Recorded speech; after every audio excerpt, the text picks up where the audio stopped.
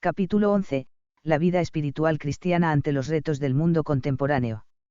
Las dificultades sobre la historia contemporánea de la espiritualidad, señaladas en el capítulo anterior, se acrecientan cuando nos adentramos en los años centrales del siglo XX, objeto de este último capítulo. La perspectiva histórica es muy pequeña todavía, bastantes de los protagonistas están vivos y activos, desconocemos el alcance de muchas ideas, iniciativas, aportaciones, etc. Puede haber realidades larvadas en esos años que acaben siendo más influyentes.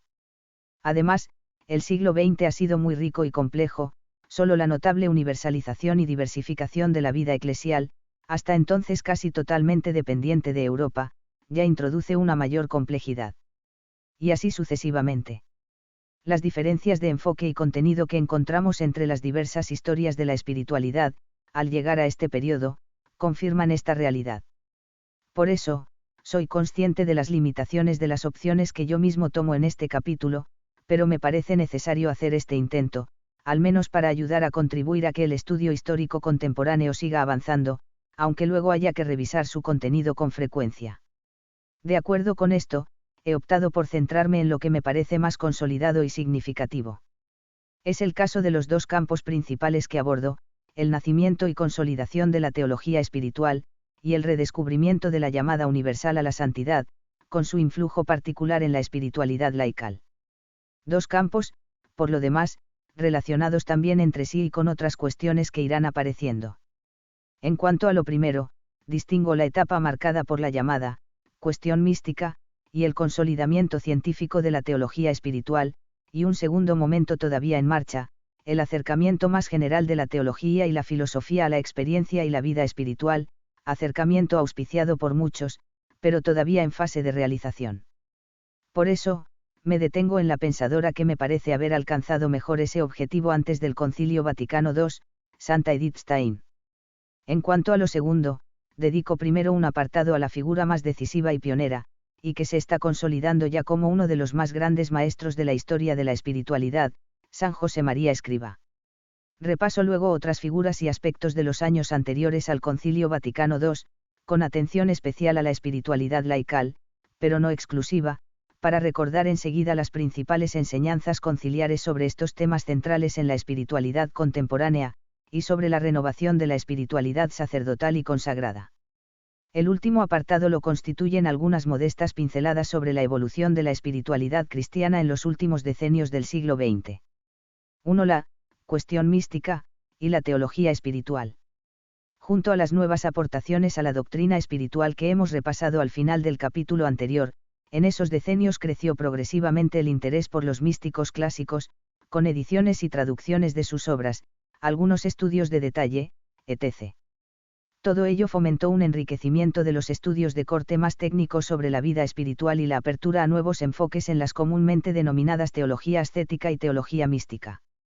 Un largo y fructífero debate teológico, que se inició coincidiendo prácticamente con el cambio de siglo y que se suele denominar cuestión mística, pasó pronto a ser uno de los principales reflejos y motores del creciente interés teológico por la vida espiritual, y contribuyó decisivamente a la consolidación científica y al desarrollo de lo que hoy llamamos teología espiritual, hasta el punto de que la historia y los protagonistas del debate se confunden prácticamente con la historia y los protagonistas de los manuales, cátedras y revistas de esta rama de la teología. La cuestión mística giraba en torno a la naturaleza de la mística cristiana y la contemplación, buscando principalmente responder a la pregunta sobre una posible llamada universal a la mística, pero alcanzando un amplio espectro de cuestiones relativas a la misma naturaleza de la santidad cristiana. La polémica centró los esfuerzos especulativos de la mayoría de los teólogos de la vida espiritual de aquellos años, animando además a otros a especializarse en esas materias. Dio lugar, en particular, a la publicación de una colección de monografías, extensas y profundas, sobre el tema, junto a numerosos artículos científicos aparecidos tanto en las revistas de espiritualidad las más importantes iniciadas precisamente en medio de la polémica, y con voluntad de intervenir en ella, como en otras prestigiosas revistas teológicas, o incluso filosóficas o culturales de carácter más divulgador.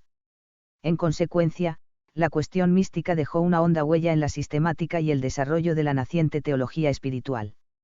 En efecto, la mayoría de los manuales de la época abordaron directamente el tema, y lo trataron con extensión, resumiendo y analizando las distintas posturas, o incluso llegaron a estar orientados, en su estructura y contenido, por la cuestión misma.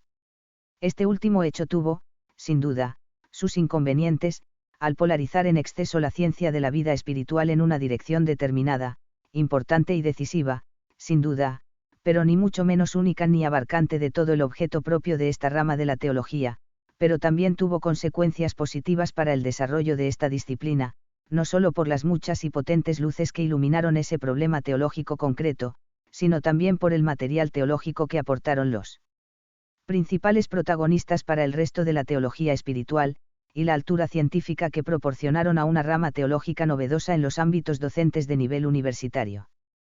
Por otra parte, la cuestión mística tuvo también una notable repercusión en la dirección de almas, ya que se tocaban temas fundamentales de la vida espiritual cristiana, de indudable interés teológico, pero también, como cabía esperar, con importantes repercusiones para la vida de todo cristiano empeñado decididamente en buscar la santidad. En efecto, los problemas planteados desde el principio de la polémica hacen referencia a la unidad y continuidad de la vida espiritual, a las relaciones entre lo ascético y lo místico en la vida cristiana, y entre santidad y experiencia mística, a la llamada universal a la mística y a su naturaleza, o casi equivalentemente, naturaleza de la contemplación y llamada a la contemplación, especies, grados y formas de contemplación, etc.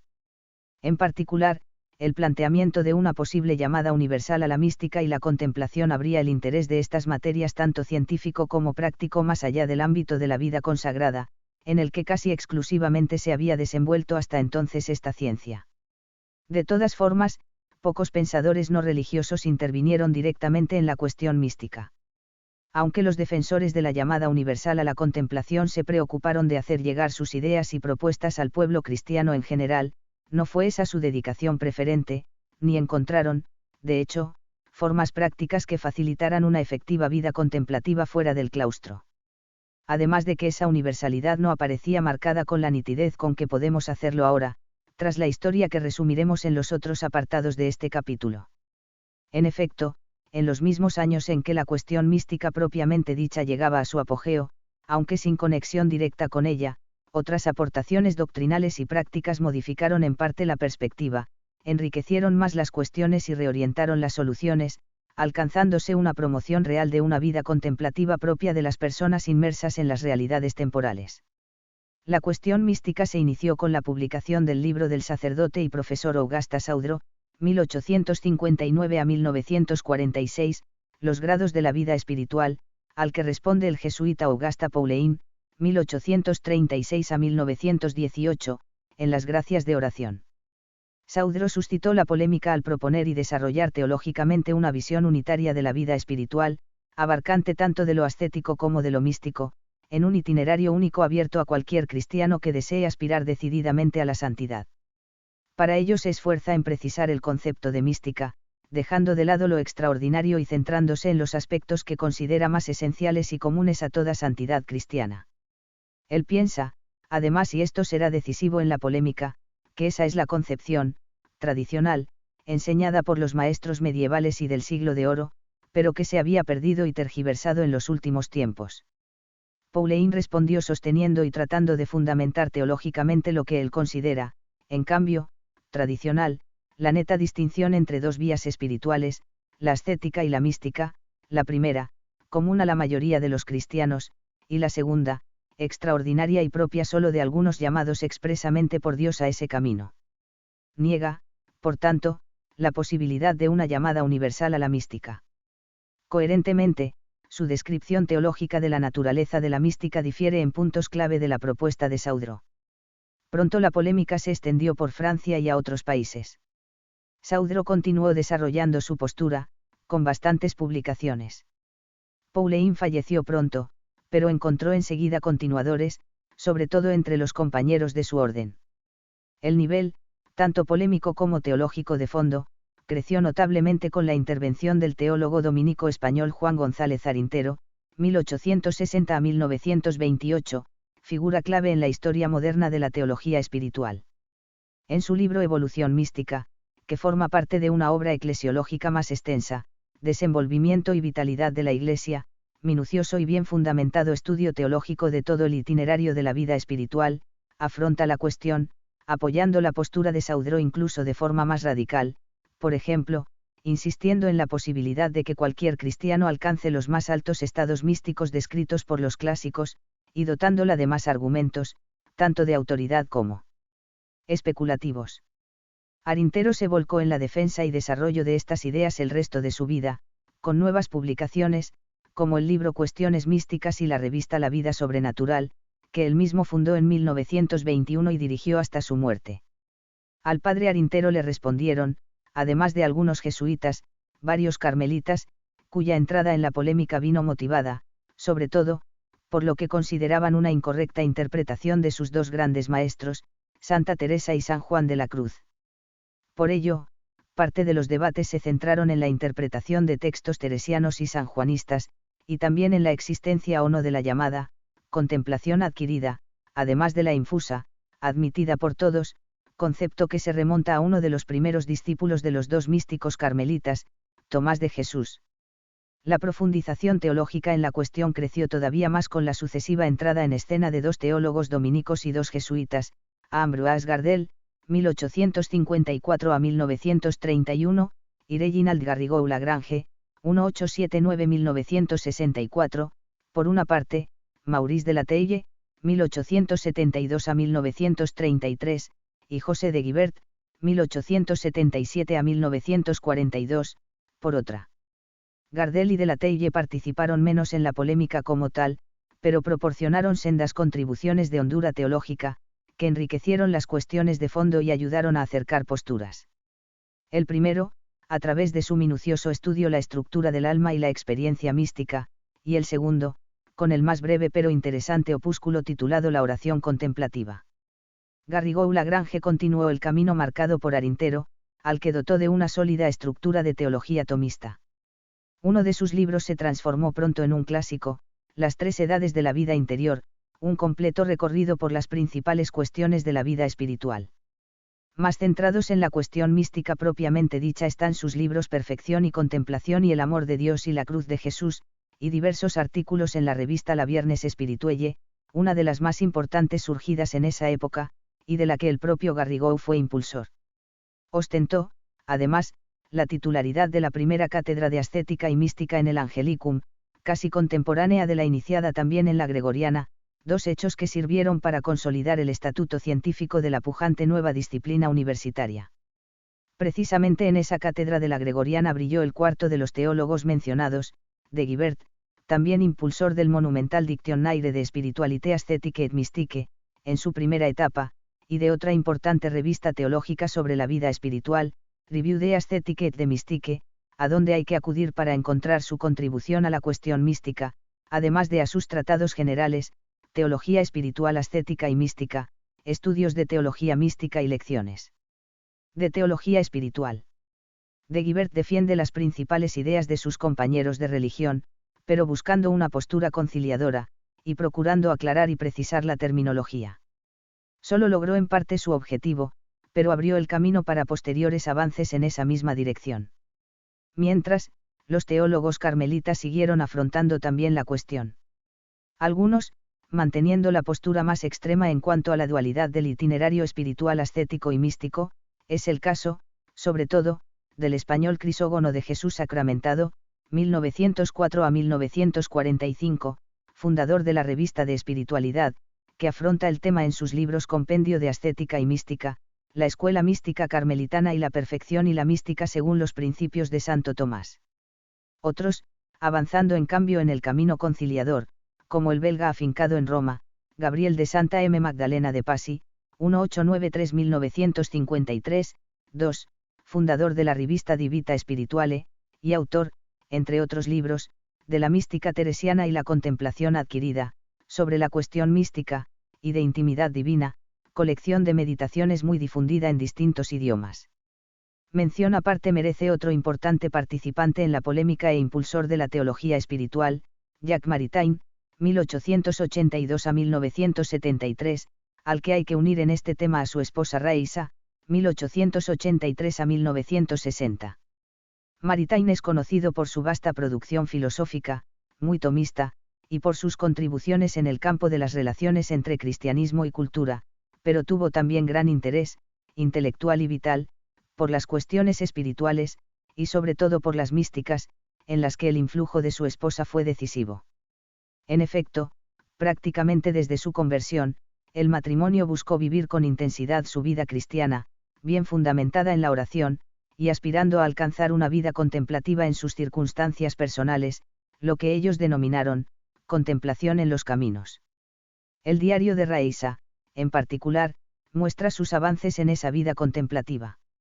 Al contacto con Garrigou, las intuiciones prácticas se unieron a una preocupación teológica, y surgieron interesantes reflexiones sistemáticas sobre el tema. Destacamos los libros La vida de oración y liturgia y contemplación, firmados por el matrimonio, más solo de Jack, Los grados del saber, con una fundamentación más filosófica de la cuestión, y El campesino del Garona, regreso a esas cuestiones y a otras preocupaciones personales ya en la época del postconcilio.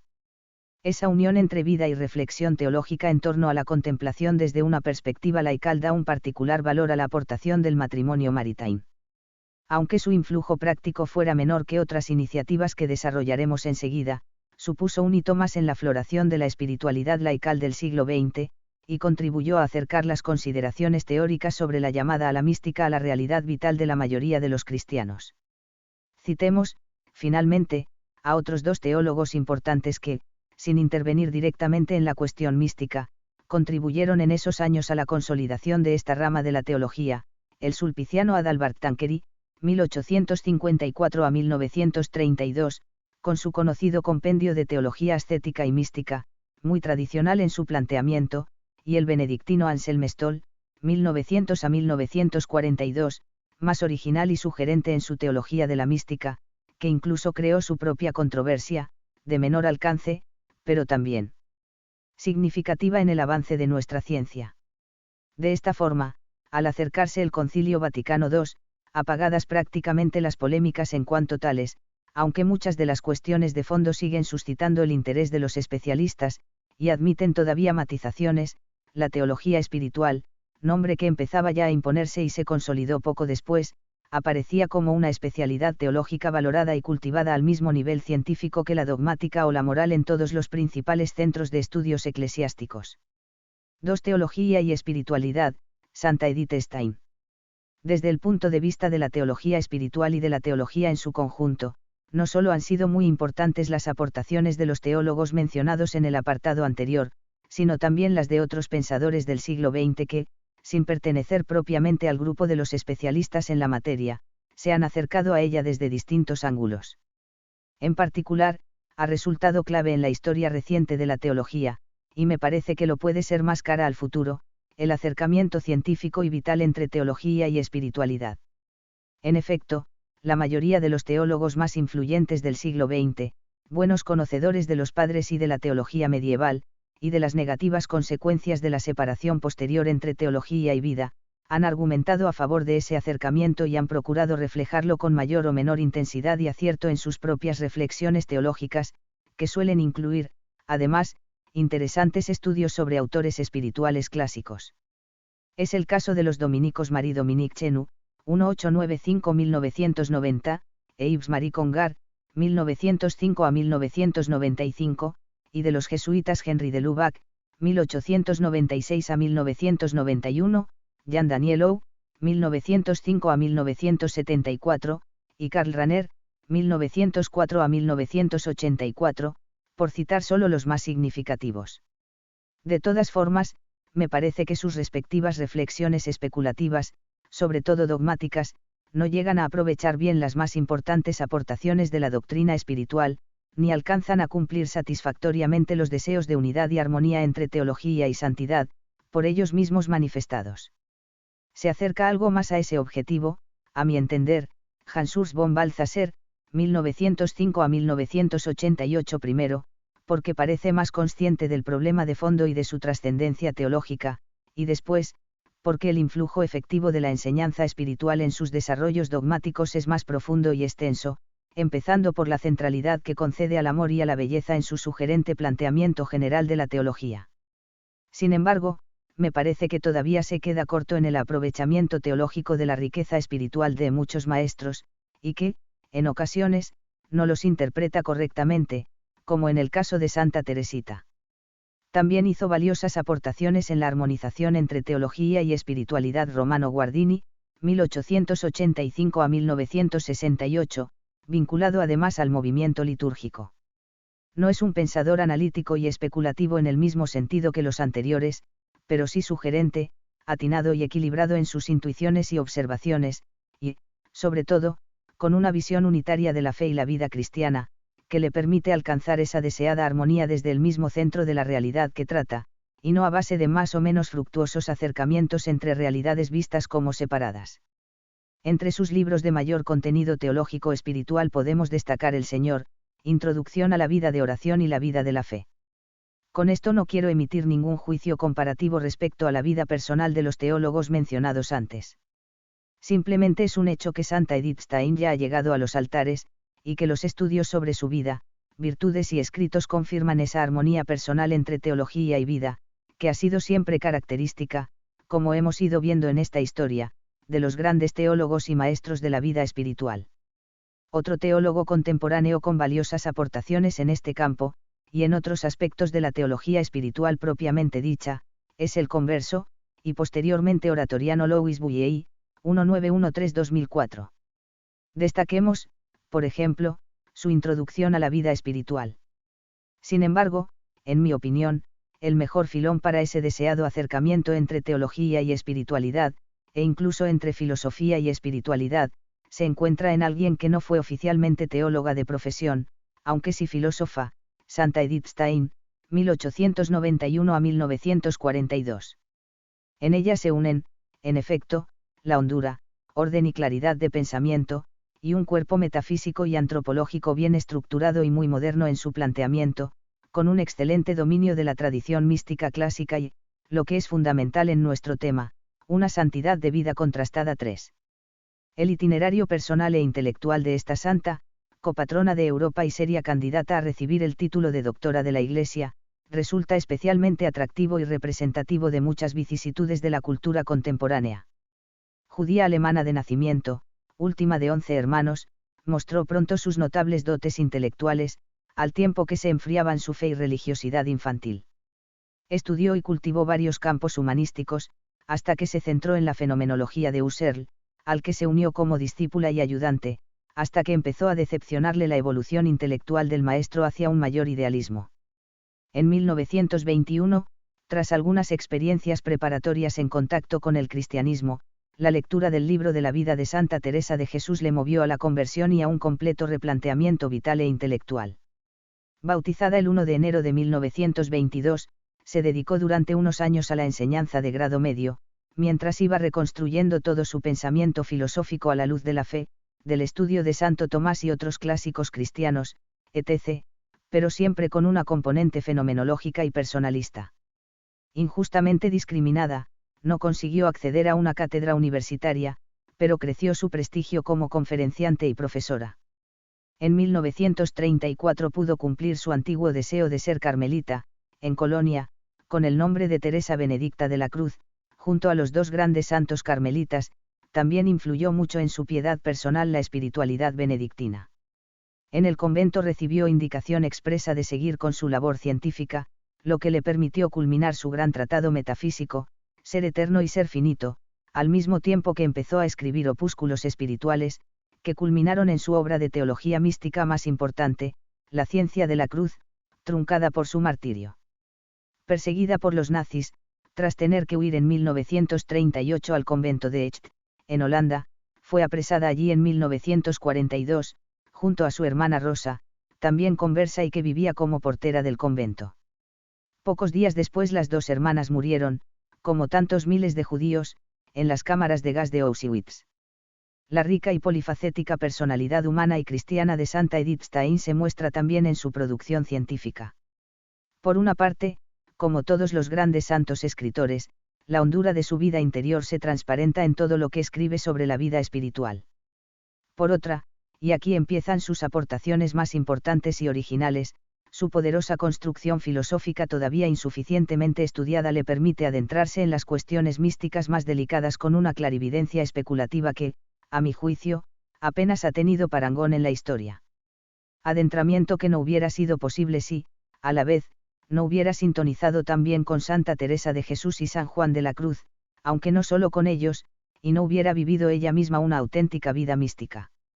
Esto último cobra particular importancia en el tema clave de la teología de la cruz: su martirio, intuido y abrazado interiormente años antes, fue la culminación de un itinerario personal particularmente sellado con la cruz de Cristo, vivida en toda su hondura y trascendencia. De ahí que su reflexión teológico-filosófico-espiritual sobre el tema sea tan profunda y tan sencillamente vital, al mismo tiempo.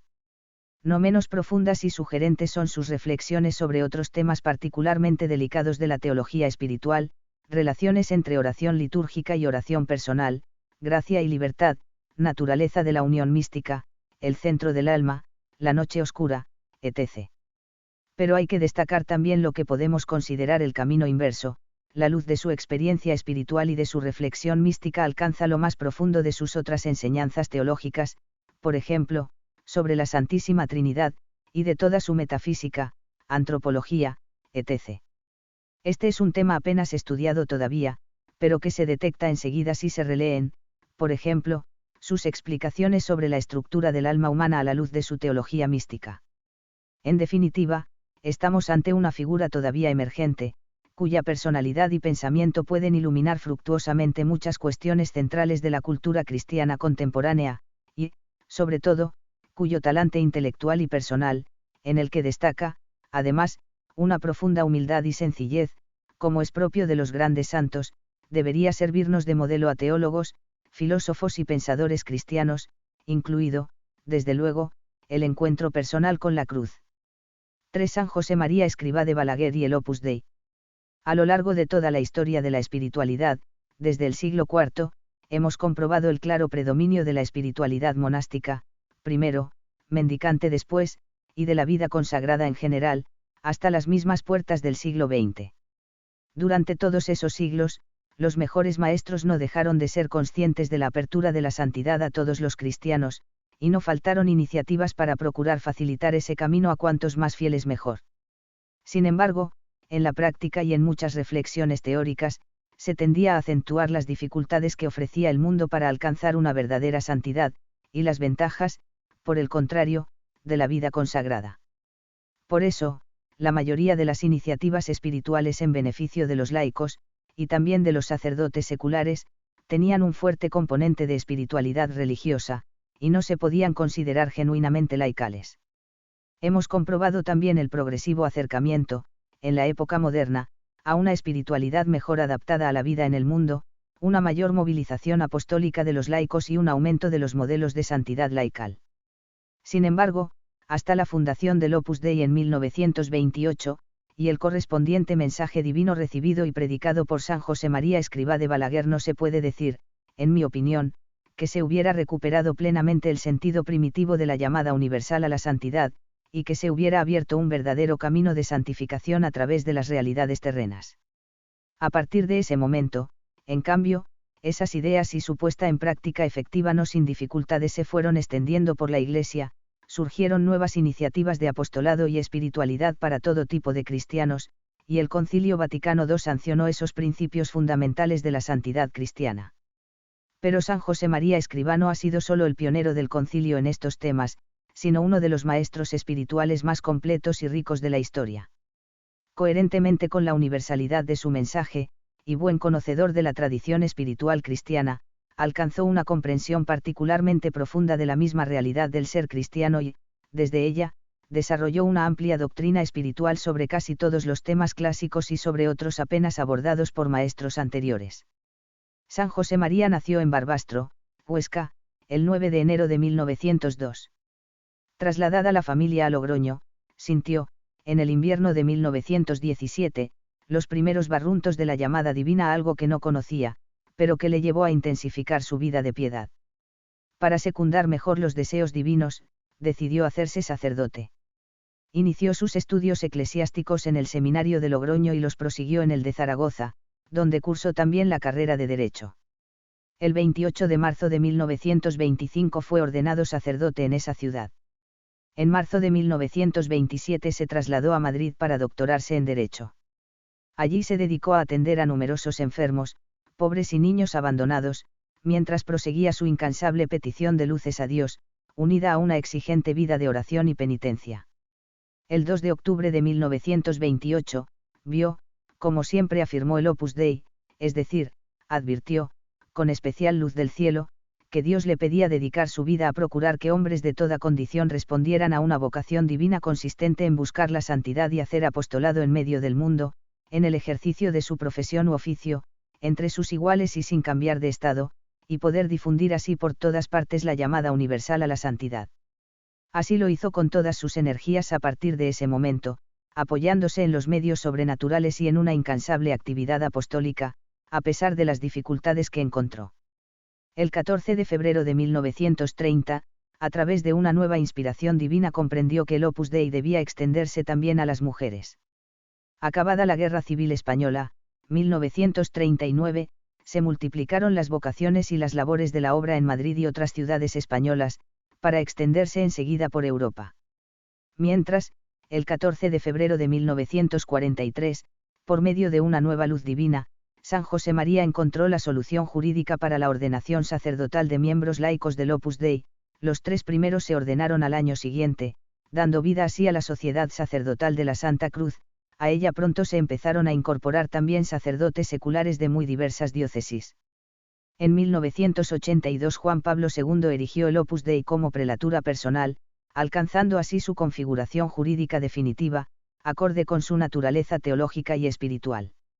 En 1946 se instaló en Roma, desde donde impulsó y dirigió la labor apostólica de la obra de Dios, que continuó su expansión por otros países europeos y por América, desde 1958 por África y Asia, y desde 1963 por Oceanía. En los años 70 hizo varios viajes de intensa catequesis por Europa y América, hasta su fallecimiento en Roma el 26 de junio de 1975. En ese momento el Opus Dei contaba con más de 60.000 miembros de 80 nacionalidades. Entre los escritos de San José María Escrivá publicados hasta la fecha, existen todavía numerosos inéditos, destaca Camino, considerado ya un clásico de la literatura espiritual, y una de las obras más editadas y leídas de los últimos tiempos. Junto con Surco y Forja forma una especie de trilogía de puntos de meditación personal pensados para facilitar e impulsar la vida espiritual de cristianos de toda condición. Carácter parecido tienen Santo Rosario y Vía Crucis, con sencillas pero profundas reflexiones sobre estas dos devociones tradicionales en la Iglesia. Algunas de sus numerosas homilías han sido publicadas en 2 volúmenes, con los títulos Es Cristo que pasa y Amigos de Dios. Y Conversaciones con Mols. Escrivá de Balaguer es una colección de entrevistas periodísticas más otra de sus homilías. Algunas homilías más, de contenido eclesiológico, aparecen en el libro Amar a la Iglesia. La llamada universal a la santidad y el camino de santificación en el trabajo profesional y en el cumplimiento de los deberes ordinarios del cristiano son los puntos focales de toda la enseñanza espiritual de San José María Escrivá y de la actividad del Opus Dei. Respecto a la llamada universal a la santidad, San José María toma cada uno de los conceptos implicados en toda su radicalidad. En efecto, Dios llama a la santidad a todos los hombres, sin distinción de estado o condición, como tampoco de sexo, edad, raza, cultura, etc. Además, es una llamada a la verdadera y única santidad que existe, la que siempre ha sido propuesta por la Iglesia, no a una santidad de segunda categoría, que no sería, por eso mismo, verdadera santidad. Y es una llamada personal para cada cristiano, manifestación del amor personal de Dios por cada uno de sus hijos, único e irrepetible, que se realiza en y a través de las circunstancias personales de su vida. Esto cobra, entonces, particular trascendencia en el caso de los laicos, a los que no solo se les abre así la posibilidad de alcanzar una santidad verdadera, sino que se les ofrece también, para alcanzarla, un camino genuinamente laical, y no por ello menos cristiano. Los laicos, según la enseñanza de San José María, han de santificarse no, a pesar, del mundo en el que viven inmersos, sino precisamente en y a través de ese mundo, de las circunstancias de su vida secular, trabajo, familia, relaciones sociales, ciencia, cultura, deporte, economía, política, etc. Dicho de otra forma, es Dios mismo el que llama a la inmensa mayoría de los cristianos a una vida de trabajo, familiar y social en medio del mundo, pidiéndoles que vivan esa existencia ordinaria informándola con el espíritu del Evangelio, y por tanto, con actitud contemplativa y afán apostólico. Dentro de toda esta importante doctrina sobre la secularidad cristiana, la santificación del trabajo ocupa el lugar central. Nos referimos, como señalaba siempre el fundador del Opus Dei, al trabajo, profesional, ordinario, es decir, a aquella tarea que ocupa a cualquier persona corriente la mayor parte de las horas del día, que constituye su sustento, su lugar principal de encuentro con los demás hombres y su contribución a la construcción material y cultural del mundo en el que vive. La rica doctrina de San José María sobre la teología y la espiritualidad del trabajo la resumía él mismo con una fórmula lapidaria: para la gran mayoría de los hombres, ser santo supone santificar el propio trabajo, santificarse en su trabajo, y santificar a los demás con el trabajo. 5. Relacionando así, en unidad de vida, la santificación personal, el apostolado y la santificación de las realidades humanas. En el mismo marco de la espiritualidad laical conviene destacar también la enseñanza del fundador del Opus Dei sobre la vocación matrimonial. Para él, el matrimonio cristiano constituye una llamada divina específica, con la que se puede alcanzar la misma santidad que con cualquier otra vocación cristiana. De esta forma, la vida matrimonial y familiar es el medio y el lugar de santificación y apostolado querido por Dios para los esposos cristianos, como el celibato apostólico que también se puede dar en el ambiente secular, independientemente de la consagración religiosa, lo es para aquellos a los que el Señor llama a ese camino. En consonancia con todo lo anterior, el apostolado de los laicos está íntimamente entretejido con esa vida, siendo fundamentalmente un apostolado de amistad y confidencia, con familiares, amigos, compañeros de trabajo, vecinos, etc., quien ha dispuesto que para hablar de Cristo, para difundir su doctrina, sea preciso hacer cosas raras, extrañas. Vive tu vida ordinaria, trabaja donde estás, procurando cumplir los deberes de tu estado, acabar bien la labor de tu profesión o de tu oficio, creciéndote, mejorando cada jornada. Sé leal, comprensivo con los demás y exigente contigo mismo. Sé mortificado y alegre. Ese será tu apostolado. Y, sin que tú encuentres motivos, por tu pobre miseria, los que te rodean vendrán a ti, y con una conversación natural, sencilla a la salida del trabajo, en una reunión de familia, en el autobús, en un paseo, en cualquier parte charlaréis de inquietudes que están en el alma de todos, aunque a veces algunos no quieran darse cuenta, las irán entendiendo más, cuando comiencen a buscar de verdad a Dios.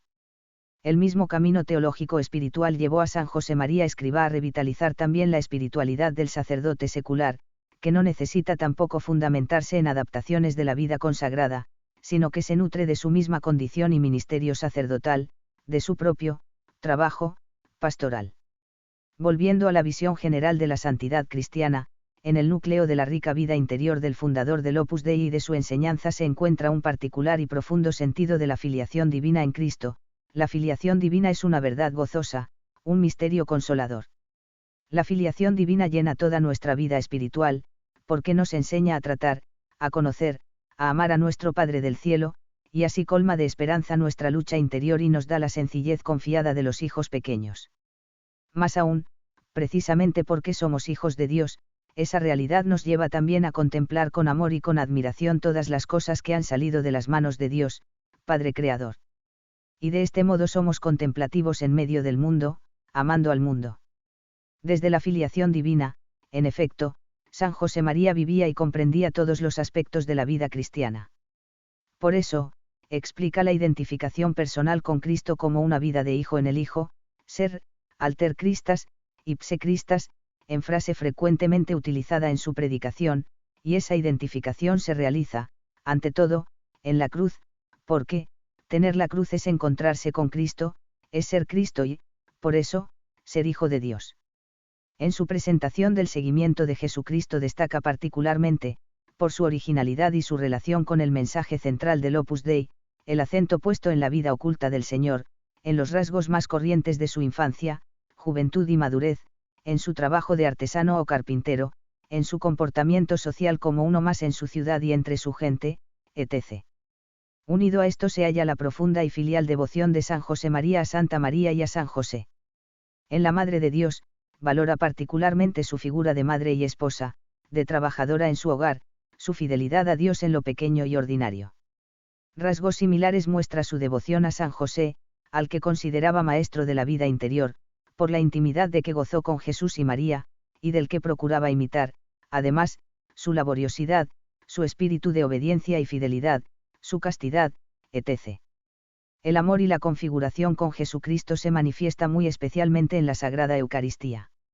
La misa es, para San José María Escrivá, el centro y raíz de la vida interior, y toda la jornada del cristiano debe girar en torno a ella y a la presencia de Jesús en el sagrario.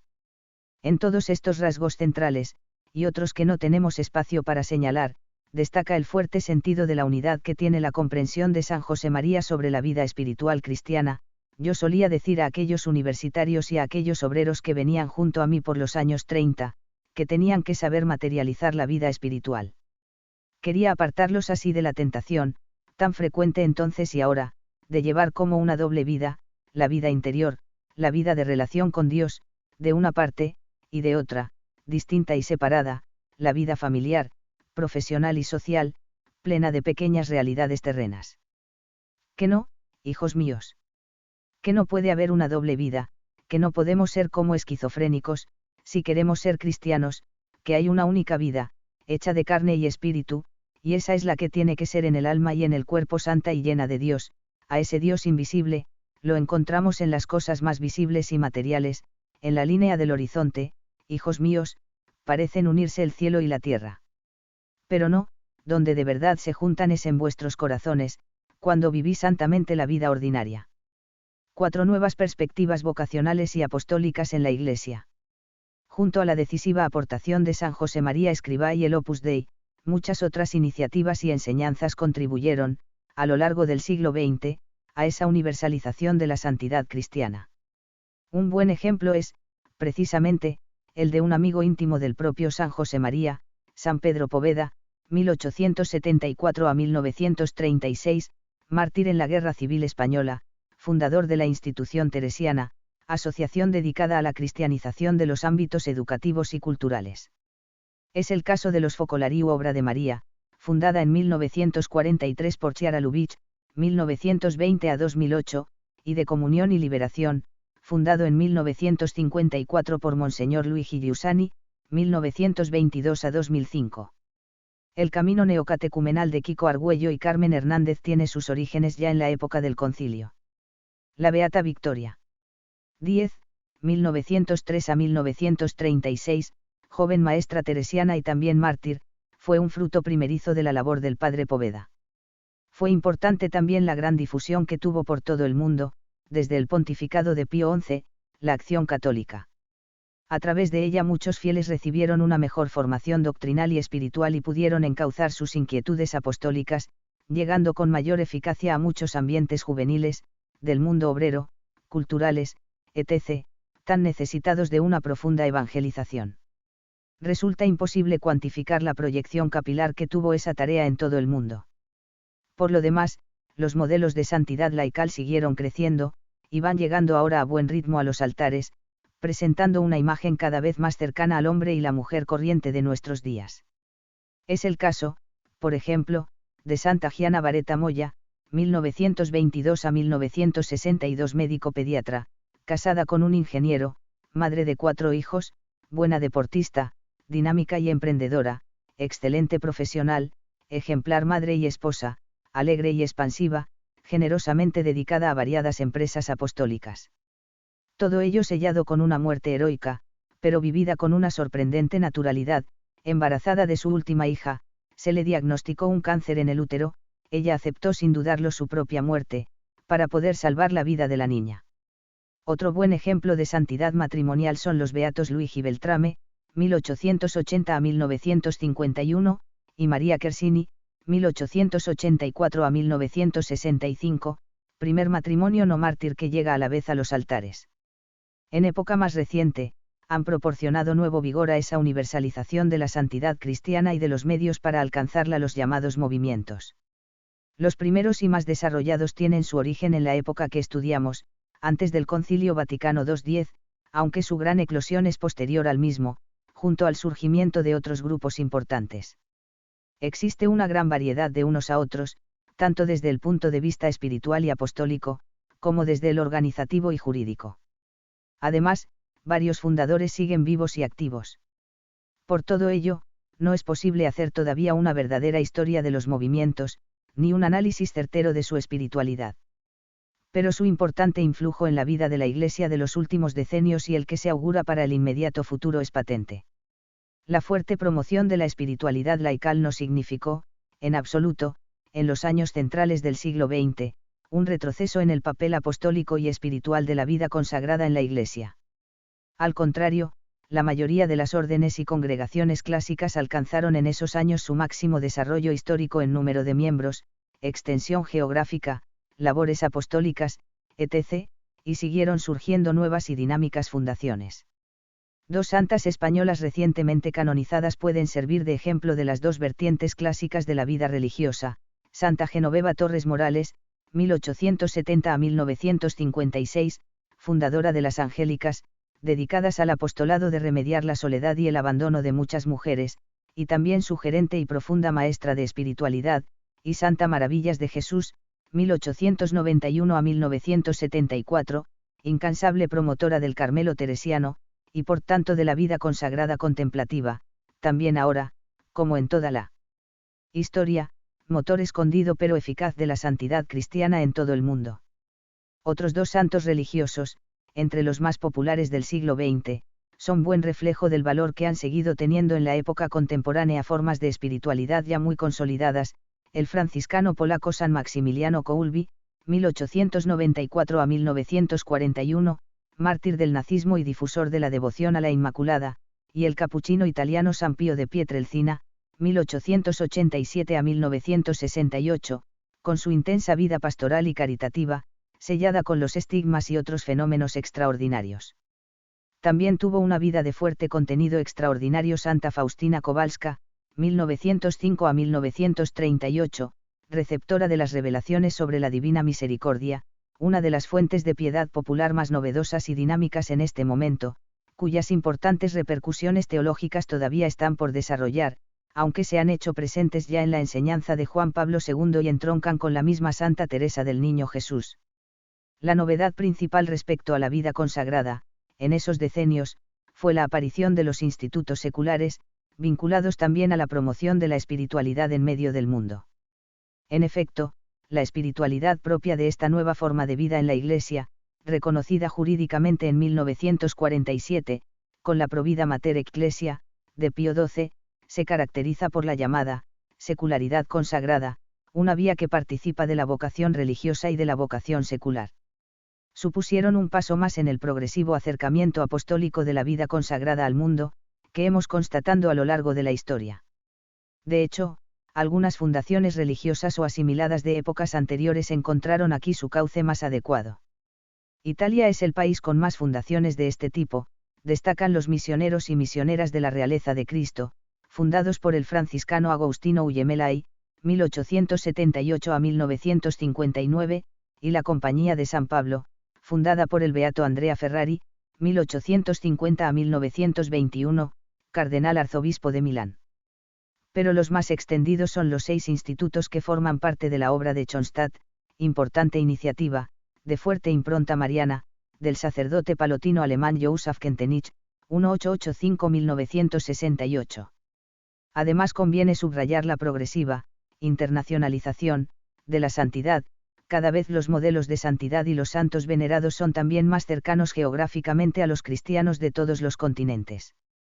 Sirvan de ejemplo los santos mártires mexicanos, sacerdotes y laicos, de la época de los cristeros: Santa Josefina Vaquita, K1869197, la primera santa sudanesa, rescatada de la esclavitud y luego religiosa canosiana, otros numerosos mártires africanos o de diversos países asiáticos que ya han llegado a los altares, y que se unen a los que han sido víctimas del nazismo, la Guerra Civil Española o el comunismo de los países del este de Europa, etc.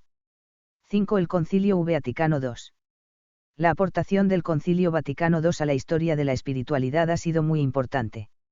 Ante todo, por la solemne proclamación de la llamada universal a la santidad recogida en el capítulo 5 de la Constitución dogmática sobre la Iglesia Lumen Gentium, verdadero eje central de todo el magisterio conciliar. Recordemos los párrafos más significativos. Todos en la Iglesia, ya pertenezcan a la jerarquía, ya pertenezcan a la grey, son llamados a la santidad, según aquello del apóstol, porque esta es la voluntad de Dios, vuestra santificación, 1 Tes 4,3, Ef 1,4, nuestro Señor Jesucristo predicó la santidad de vida, de la que Él es maestro y modelo, a todos y cada uno de sus discípulos, de cualquier condición que fuesen. Sed, pues, vosotros perfectos como vuestro Padre Celestial es perfecto, Mt 5, 48. Los seguidores de Cristo, llamados por Dios, no en virtud de sus propios méritos, sino por designio y gracia de Él, y justificados en Cristo nuestro Señor, en la fe del bautismo han sido hechos hijos de Dios y partícipes de la divina naturaleza, y por lo mismo santos, conviene, por consiguiente, que esa santidad que recibieron sepan conservarla y perfeccionarla en su vida, con la ayuda de Dios, fluye de ahí la clara consecuencia que todos los fieles, de cualquier estado o condición, son llamados a la plenitud de la vida cristiana y a la perfección de la caridad, que es una forma de santidad que promueve, aun en la sociedad terrena, un nivel de vida más humano. Una misma es la santidad que cultivan en cualquier clase de vida y de profesión los que son guiados por el Espíritu de Dios y, obedeciendo a la voz del Padre, adorando a Dios y al Padre en espíritu y verdad, siguen a Cristo pobre, humilde y cargado con la cruz, para merecer la participación de su gloria. Según eso, cada uno según los propios dones y las gracias recibidas, debe caminar sin vacilación por el camino de la fe viva, que excita la esperanza y obra por la caridad. Por consiguiente, todos los fieles cristianos, en cualquier condición de vida, de oficio o de circunstancias, y precisamente por medio de todo eso, se podrán santificar de día en día, con tal de recibirlo todo con fe de la mano del Padre Celestial, con tal de cooperar con la voluntad divina, manifestando a todos, incluso en el servicio temporal, la caridad con que Dios amó al mundo. El concilio deja muy clara, pues, la universalidad de esa llamada divina, la unicidad de la santidad a la que todos aspiramos, las posibilidades reales de que cualquiera pueda alcanzarla con el auxilio divino, que no faltará, y que pueda hacerlo por medio de sus propias condiciones de vida. Efectivamente, el propio concilio se detiene, ya en la Lumen Gentium, a desglosar los más comunes caminos de santidad en la Iglesia, jerarquía, laicos y religiosos, y en los documentos dedicados expresamente a cada una de esas vocaciones en la Iglesia, desarrolla con más detalle los rasgos propios de esos itinerarios de santidad, los medios para recorrerlos, etc., Presbyterorum Ordinis, para los sacerdotes, Apostolicam Actuositatem, para los laicos, y Perfectae Caritatis, para la vida religiosa. Lógicamente, la mayor novedad se encuentra en lo relativo a los laicos. En este caso, el concilio recoge y consolida las aportaciones prácticas, doctrinales y teológicas de los decenios anteriores, y abre así definitivamente un camino de santidad laical apoyado en la propia condición secular de los fieles laicos. Todo eso queda, además, afianzado por las importantes reflexiones sobre las relaciones entre Iglesia y mundo recogidas en la Constitución Pastoral Gaudium et Spes, que suponen también una gran novedad y otra de las aportaciones trascendentales del concilio. La doctrina recogida en este documento abre importantes perspectivas para la tarea de cristianización del matrimonio y la familia, la cultura, la ciencia, el trabajo, la política, la economía, etc., inseparablemente ligada a la propia santificación personal de los cristianos que se mueven en esos ámbitos humanos, al unísono con sus conciudadanos. En el caso de la santidad sacerdotal, también el concilio alcanzó un importante punto de llegada, aprovechando las perspectivas abiertas en toda la época moderna y contemporánea para una espiritualidad sacerdotal fundamentada y alimentada por el propio ministerio y la caridad pastoral.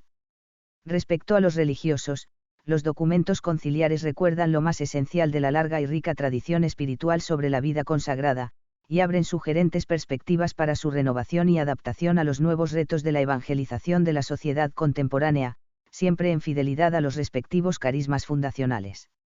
No podemos dejar de mencionar, además, las repercusiones directas que tienen también en la vida espiritual cristiana las constituciones de Iberbum, con su impulso a un mayor y más eficaz recurso a la Sagrada Escritura y la tradición, y Sacrosanctum Concilium, con sus propuestas renovadoras de la liturgia.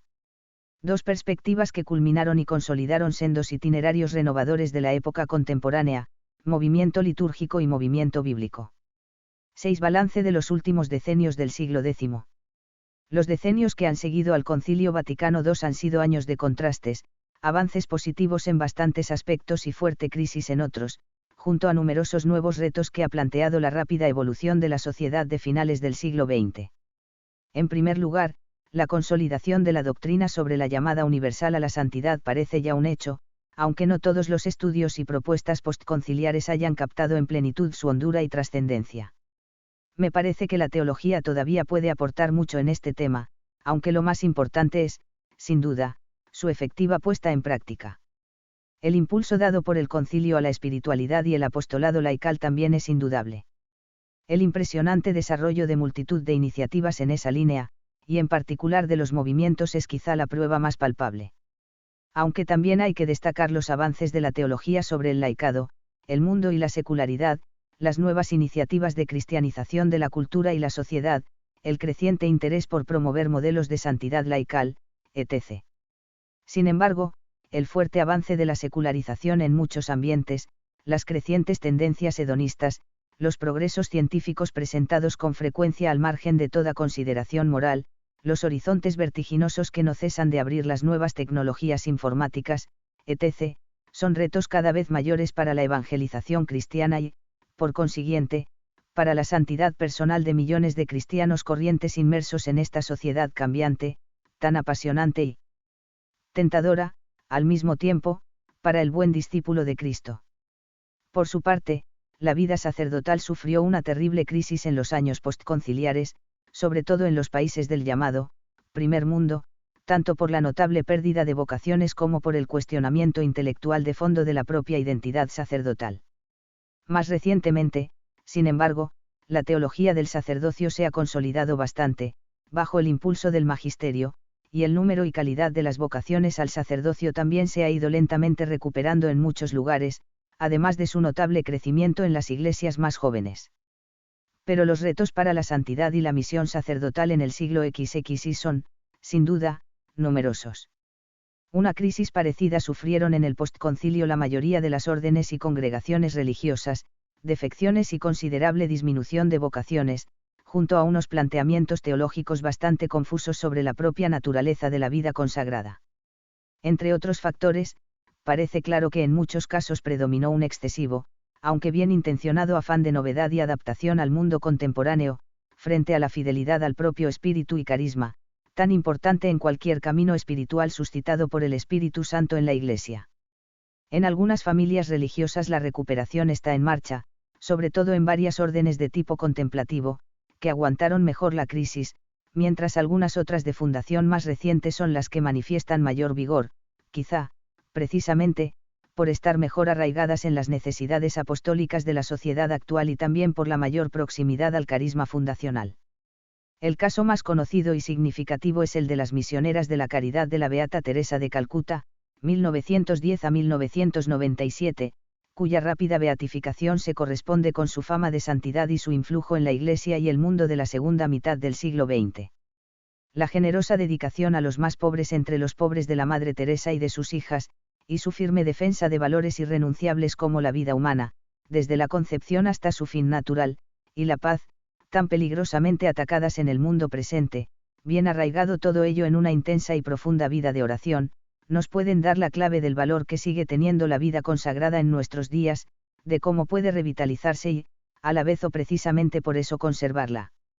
riqueza espiritual que ha ido acumulando a lo largo de los siglos.